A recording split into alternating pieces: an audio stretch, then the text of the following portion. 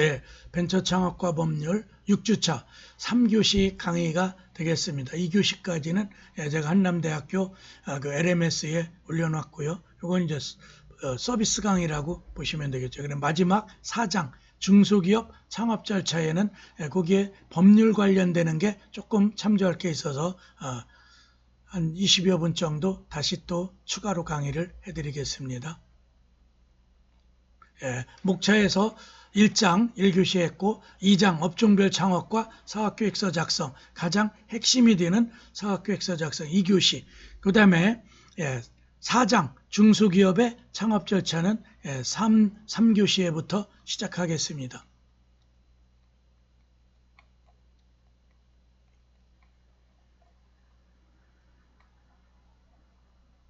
사업계획서 작성의 기술 방법, 간단 명료, 핵심 역량, 부각, 또 모든 사람에 알려야 되고 또 객관적 증거지시, 이런 네 가지로 간단하게 써야 된다. 명료하게. 그 다음에 3교시는 중소기업의 창업 절차.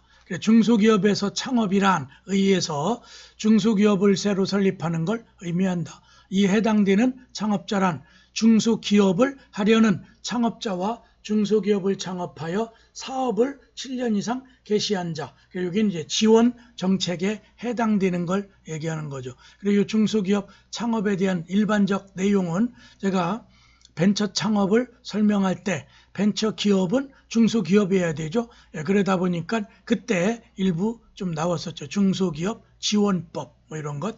그래 의의 두 번째, 사업을 개시한 날은 창업자가 법인으로 인하여 설립 등기일에 하나고, 그래 설립 등기일이 있겠죠. 반대로 개인 창업자라면 사업장에 따른 사업 개시일, 대개 이제 사업자 등록이 명확하겠죠. 20일 이내에 사업장, 관할, 세무서장에게 사업자 등록을 한 사업 개시일로 하나여 결정. 그래 법인은 법인 설립 등기 이제 접수일이 있겠고요. 또 그 다음에 개인 사업자라면 사업자 등록, 그래서 이제 자기 사업하는 그 사업장의 관할 세무서에다가 사업자 등록하면 사업자 등록일이 있겠죠. 그날을 기준해서 7년을 정한다. 이런 시점이에요. 개시 시점. 그리고 사업계획의 승인을 받아 사업을 개시하려는 자 또한 사업자 등록을 한 날로, 그런 어떤 기준 시점 7년을 계산할 때, 그게 중소기업 창업의 의의였고, 두 번째, 중소기업 창업 시행을 지원하는 제도가 또 일반적으로 있죠.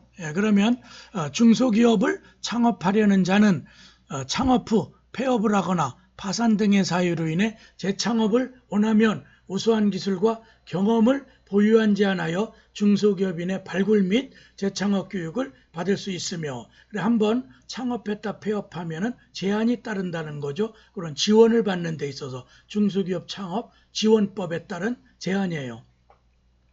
재창업에 장애가 되는 요인이 바라는 부분에 각종 부담 및 규제 등이 제도를 개선하는 데 기여하기도 한다. 그래서 중소기업 창업의 시행 지원 제도를 설명하고 있는 거예요.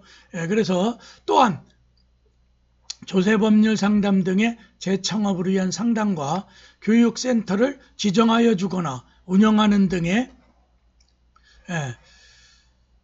재창업 지원 시설의 확충에도 지원받을 수 있다. 그래서 중소기업 지원법에 따른 그런 지원 제도죠. 그 밖에 재창업 지원이 필요로 하는 자들로 하나여 중소벤처기업부 장관이 필요하다고 인정하는 사업이면 또 제한 대상이 된다. 그래서 중소벤처기업부 장관이 필요하다는 그런 특정 사업이면 재창업에 지원을 받을 수 있다. 그래서 한번 폐업한 자는 중소기업 지원법에 따른 지원이 상당 부분 제한돼요. 그 다음에 중소기업 창업 절차의 큰 3번, 창업 중소기업의 세금 감면. 그래서 이제 중소기업 창업할 때 중요한 게 세금을 깎아주는 거죠. 창업 중소기업 세금 감면의 적용 대상 업종은 제조업, 건설업, 음식점업, 출판업, 광고업, 정보 서비스업, 또 물류산업, 연구 개발업, 관광사업, 통신 판매업, 이용 및 미용업 등 법에서 정한 이런 업종만 창업 중소기업 세액 감면을 받을 수 있다. 여기서 빠지는 게 도소매업, 아까 업종별에 제일 먼저 나온 거죠. 유통업, 또 일반 학원업 등은 지원 대상 업종이 아니다. 그래서 여러분들이 학원을 운영하다 보면 교육사업임에도 불구하고 많은 그 지원을 못 받게 돼요. 그래서 저도 한 11년 성인고시학원을 운영해 봤지만 거의 못 받고 기껏 하는 게 신용보증기금의 보증서를 가지고 운영자금, 그때 뭐 한 2천만 원이었나? 그래도 이제 저한테는 큰 요긴한 자금이었지만, 그래, 학원업은 일반적으로 다 빠져. 또 부동산업, 공인중개사 같은 건 거의 지원 대상에서 빠져요.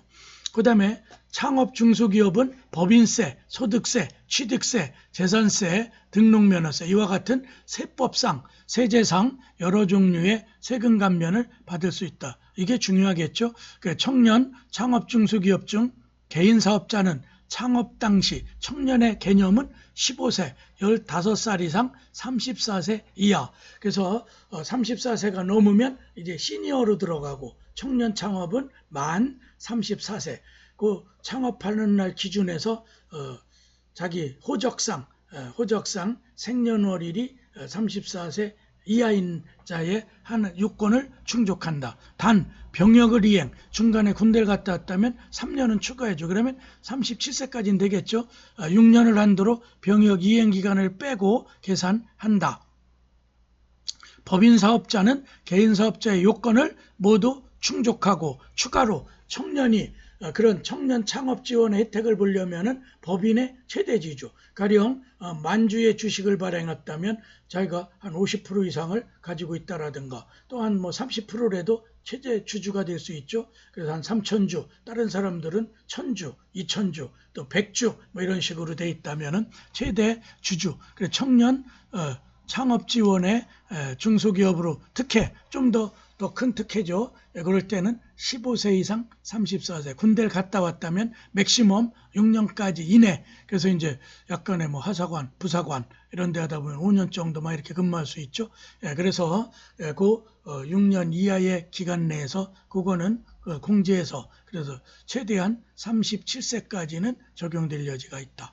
그 다음에 세금 감면의 중요한 지방세 특례 제한법상 창업 중소기업, 창업 벤처 중소기업의 경우 사업을 하기 위해서 취득하는 부동산, 부동산에 대해서는 세법상 취득세를 내야 되죠. 지방세.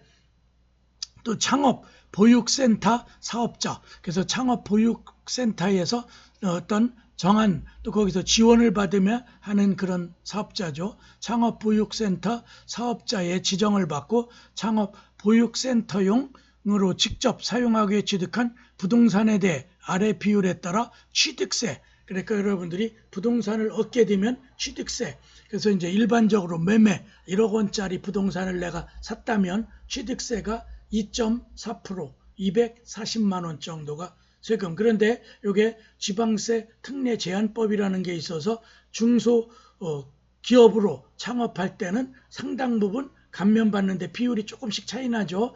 그 하단에 표에 그려져 있어요.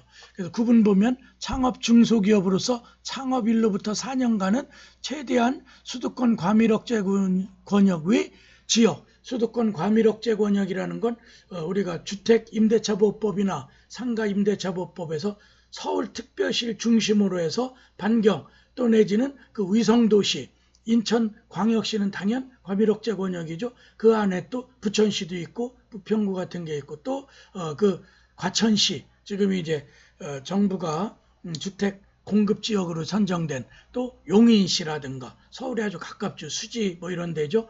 판교 같은데 그거는 수도권 과밀 억제 권역이라 거기는 적용이 안 돼요. 그대로 다 취득세 내야 되고. 그런데 그런 지역을 벗어난 뭐 천안, 지금 여러분은 대전광역시라든가 여기는 수도권은 아니죠. 그 권역에서는 빠지니까 그렇게 돼 있고, 그럼 75%까지 감면, 아까 250만 원에 75%를 감면해 주는 거죠.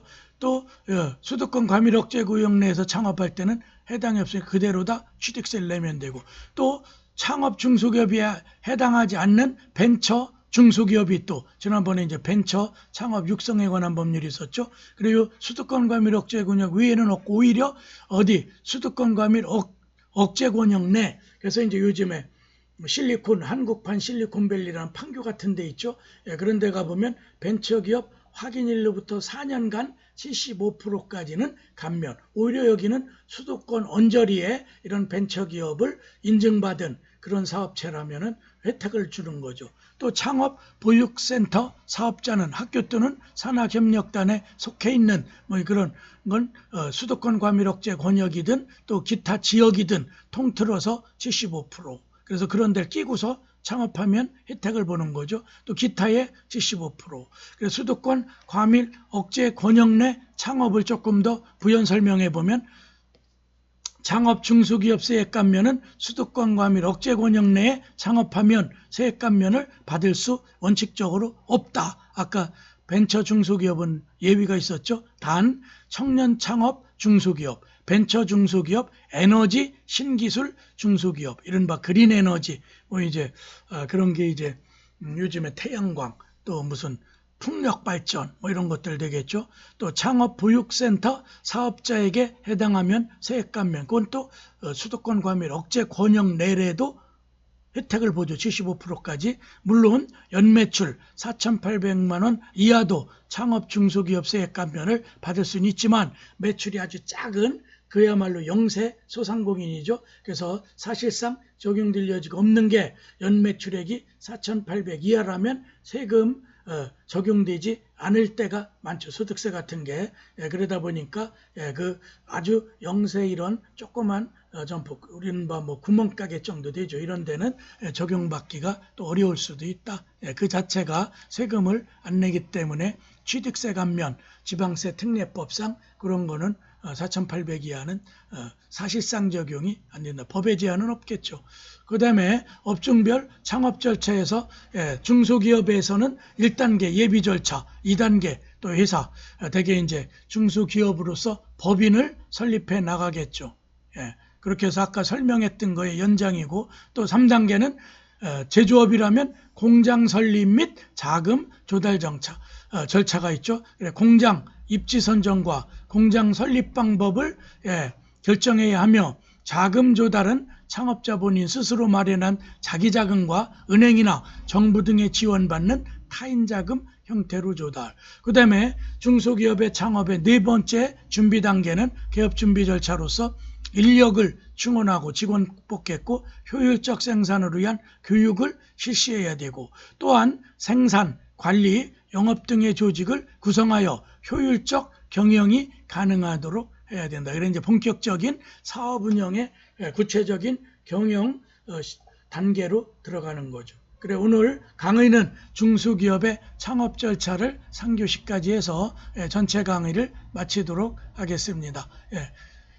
저희 6주차 6강 강의 수강하시라고 고생 많으셨습니다. 감사합니다.